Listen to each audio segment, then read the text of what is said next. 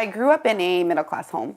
I was adopted into, and my adopted parents came from Britain, and they didn't have any other family so close by, right? So I grew up. I was an only child because you know, there was I had I had a sister too, but she passed away.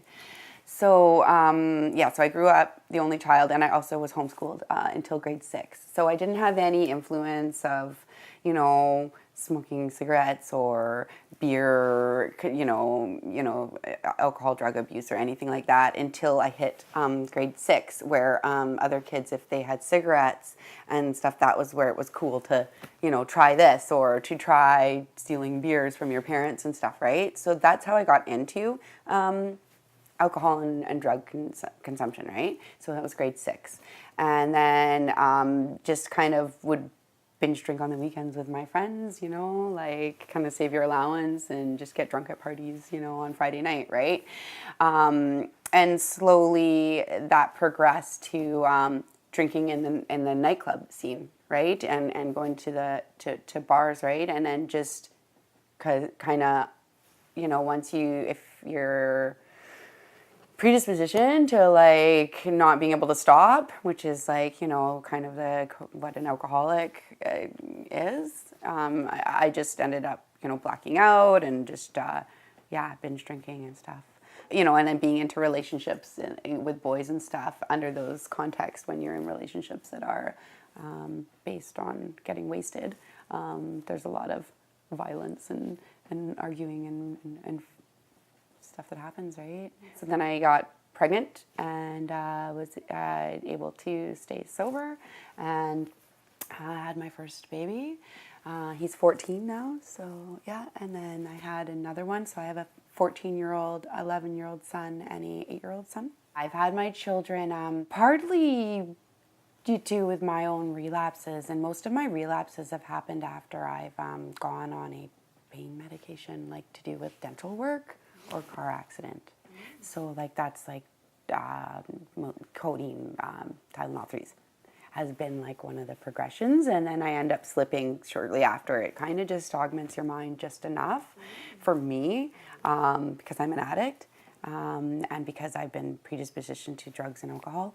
Another thing that got me into prescription pills was I was really depressed because I was in an abusive relationship that was, you know, with alcohol and drugs consumption. And when I was sober and I had my first baby, I really thought that I was sort of depressed dealing with this other partner that was out there, right? So I went for help and sought help through what was told to me might be postpartum depression. So I went to this like postpartum depression group, and they were like, well, you should try Ativan, you should try all these anti-anxiety drugs, you know. And when you go to doctors and when you go to psychiatrists, without the knowledge of knowing that somebody's going to be predispositioned to alcohol and drugs, because my biological mom had problems and she is an alcoholic, and then my grandmother doesn't drink as much at all anymore, but partied quite a bit, so it did go down the line, right? So that predisposition was there. So, and my mom did a lot of hard drugs and things like that. So, not knowing that, of course, they're starting to know that more now. But like, so when I went into the psychiatrist to say I'm depressed or having anxiety, the first thing that the pharma system wants to do is to medicate, right? And to give a drug to solve that. But if you're a drug addict, it's going to cause problems, right? So I've had a lot of like being a little bit inhibited by like just a lot of different, I've tried so many different pharmaceutical, like antipsychotics, or, like when you're in trauma and you've had an incident and then they give you like an antipsychotic, but it really inhibits you in the long run.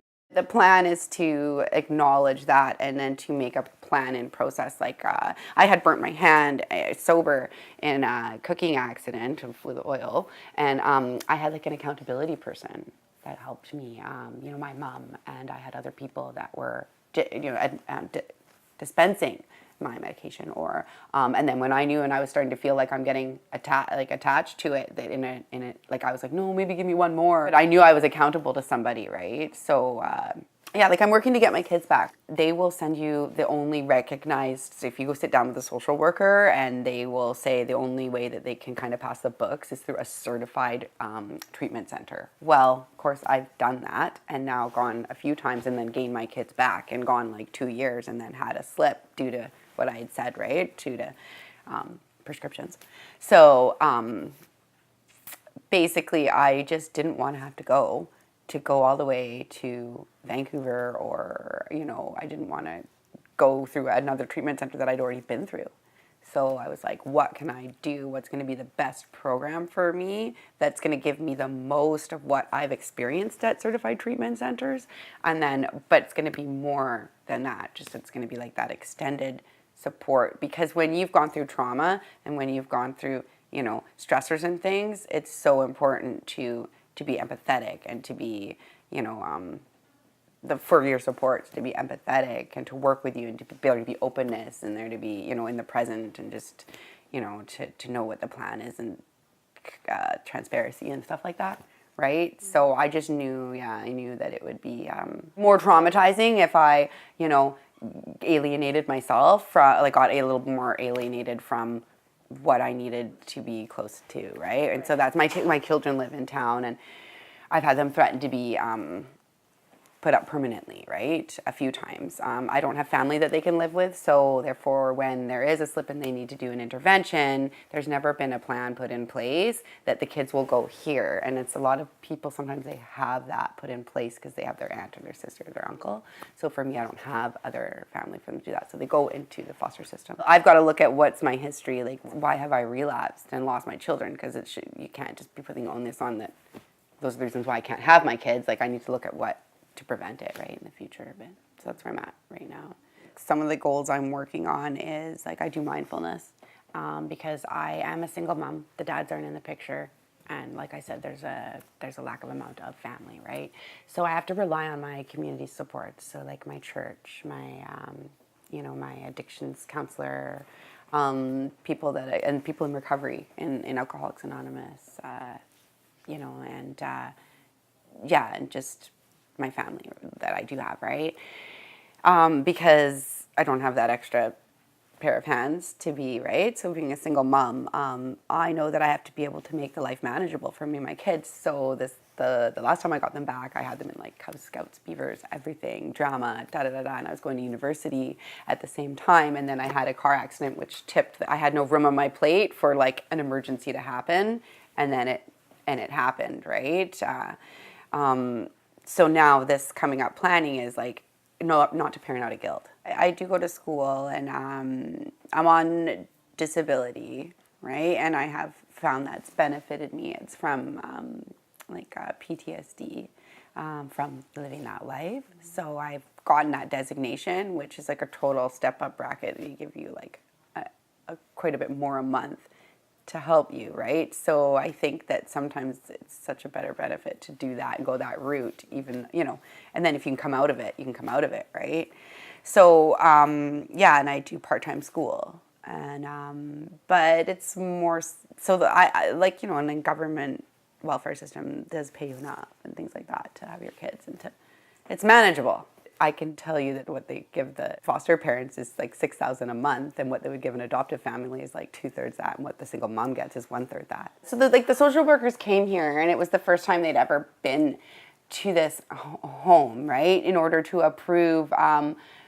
Like there's been a big gap in, like I'm able to have my children here unsupervised, right? And that's a big piece for life recovery as itself at the alumni. That's the first time that's ever happened, because a lot in the past, social workers have said no to that. Like they've been quite resistant to even giving unsupervised as early as I had gotten them this time.